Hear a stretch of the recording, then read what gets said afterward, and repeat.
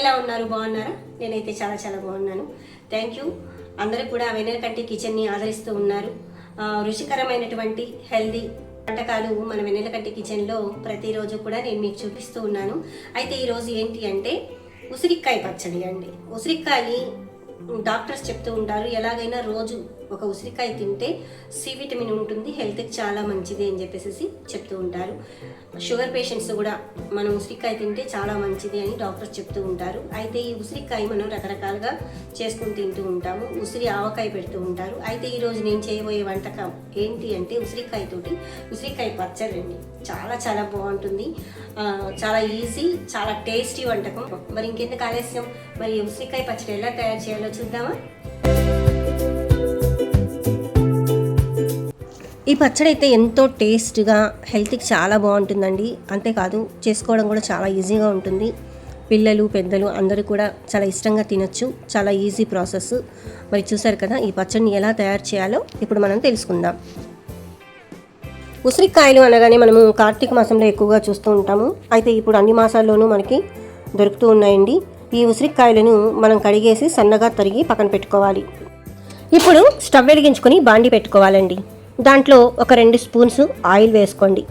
ఇప్పుడు ఏవైతే మనము ఉసిరికాయ ముక్కలు ఉన్నాయో అవి సన్నగా తరిగి ఆ బాండిలో వేసుకోవాలి. బాగా వేయించాలండి. దోరగా ముక్క మెత్తబడేలాగా బాగా వేయించాలి. చూసారా అండి, బాగా వేగిపోయింది, ముక్క కూడా మెత్తబడిపోయింది. ఇలాగా దోరగా బాగా వేయించుకోవాలి.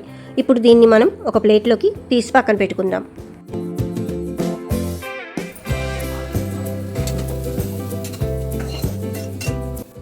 ఇవి కొంచెం చల్లారేలోపు పక్కన పెట్టేసుకొని మరలా స్టవ్ వెలిగించుకొని బాండి పెట్టుకోవాలి.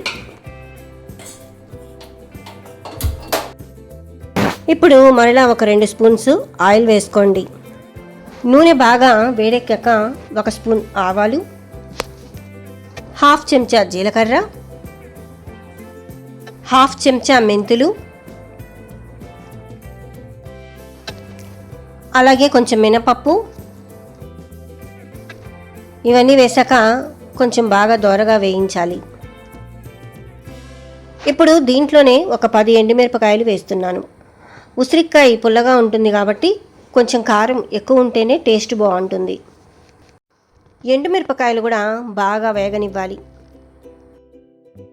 ఇప్పుడు దీంట్లోనే 5-6 పచ్చిమిరపకాయలు కూడా వేయండి. ఎండుమిరపకాయలు బాగా వేగాక పచ్చిమిరపకాయలు వేయాలి.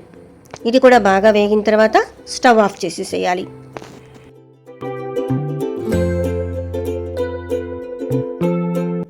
ఇప్పుడు దీన్ని కూడా ఒక బౌల్లో తీసుకుని చల్లారనివ్వాలి. ఏవైతే వేయించుకున్నామో అవి బాగా చల్లారాక దాన్ని మనం మిక్సీలో వేయాలి. ఇప్పుడు దీంట్లోనే చిటికెడు పసుపు, సరిపడినంత సాల్ట్ వేసుకోవాలండి. నేనైతే 2 చెంచాలు వేస్తున్నాను. నాది చిన్న స్పూన్ కాబట్టి మీరు క్వాంటిటీని చూసి వేసుకోండి. ఇప్పుడు దీన్ని మనం మిక్సీలో తిప్పుకోవాలి.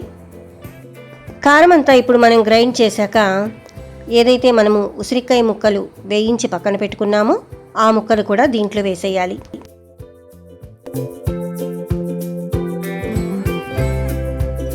ఇలా గ్రైండ్ చేసిన దాన్ని ఒక బౌల్లో తీసుకోవాలి. చూసారా అండి, ఇలా మెత్తగా గ్రైండ్ చేస్తే సరిపోతుంది. చాలా ఈజీ ప్రాసెస్ అండి, చాలా టేస్టీగా ఉంటుంది. కానీ దీంట్లో మీకు చెప్పాల్సింది ఏంటి అంటే ఒక్క చుక్క కూడా వాటర్ అనేది మనం యూజ్ చేయకూడదు. ఎందుకంటే వాటర్ యూజ్ చేస్తే ఎక్కువ రోజులు ఉండదు, తొందరగా పాడైపోతుంది. అదే మనకి ఈ ముక్కలు ఎక్కువ ఉన్నాయనుకోండి, ఉసిరికాయ ముక్కలు, అప్పుడు ఏం చేయాలి అంటే చక్కగా ఉప్పు పసుపు వేసేసి ముక్కలన్నీ కూడా ఇలా మిక్సీ పట్టేసేసి ఫ్రిడ్జ్లో పెట్టుకున్నాం అనుకోండి, మనకి ఎప్పుడు కావాలంటే అప్పుడు మిరపకాయలు ఇవన్నీ వేయించుకొని ఇలా పచ్చడి చేసుకోవచ్చు. ఇక ఫైనల్లీ ఏం చేయాలి అంటే మరలా బాండి పెట్టుకొని ఒక 2 స్పూన్లు ఆయిల్ వేసేసుకొని దీంట్లో మనము కొంచెం ఆవాలు, అలాగే 1/2 టీ స్పూన్ జీలకర్ర, ఫైనల్లీ ఇంగువ లేనిదే మనకి పచ్చడి సువాసన అనేది తెలియదండి. అందుకే ఫైనల్లీ ఇంగువ కూడా వేసేస్తున్నాను. ఇది బాగా వేగాక ఒక 4 వెల్లుల్లిపాయ రెబ్బలు కూడా వేయండి. చాలా చాలా టేస్టీగా ఉంటుంది పచ్చడి. ఈ వెల్లుల్లిపాయ రెబ్బలు ఇలాగే వేసుకుంటేనే బాగుంటుంది, దంచకండి, దంచితే వేరే టేస్ట్ వస్తుంది. ఫైనల్లీ ఇక పచ్చడి అయితే రెడీ అయిపోయిందండి. పోపు అయితే అయిపోయింది. దీన్ని మనం స్టవ్ ఆఫ్ చేసేసి పచ్చడిలో వేసేద్దాం. స్టవ్ అయితే ఆఫ్ చేసేసానండి. ఇప్పుడు ఈ పోపుని మనం ఈ పచ్చడిలో వేసేస్తే ఆహా గుమగుమలాడిపోతోందండి. నాకైతే భలే ఆకలేసేస్తోంది. చక్కగా వేడివేడి అన్నంలో నూనె వేసుకొని, శనగ నూనె వేసుకొని ఈ పచ్చడి వేసుకొని తింటే ఆహా. మరి ఇంకెందుకండి ఆలస్యం, చక్కగా మీరు కూడా ఉసిరికాయ పచ్చడి ఇలా చేసుకొని తింటే, మనకి డైలీ వేర్ పచ్చళ్ళు అయితే కంపల్సరీ ఉండాలి కాబట్టి ఆ పచ్చళ్ళల్లో ఈ ఉసిరికాయ పచ్చడి కూడా ఈ విధంగా చేసుకొని తింటే చాలా చాలా టేస్టీగా ఉంటుందండి. పిల్లలు పెద్దలు అందరూ కూడా తింటే హెల్త్కి కూడా చాలా మంచిది. మరి ప్లీజ్ ఈ వీడియో మీకు నచ్చినట్లయితే సబ్స్క్రైబ్ చేసుకొని వారు సబ్స్క్రైబ్ చేసుకోండి, లైక్ చేయండి, షేర్ చేయండి.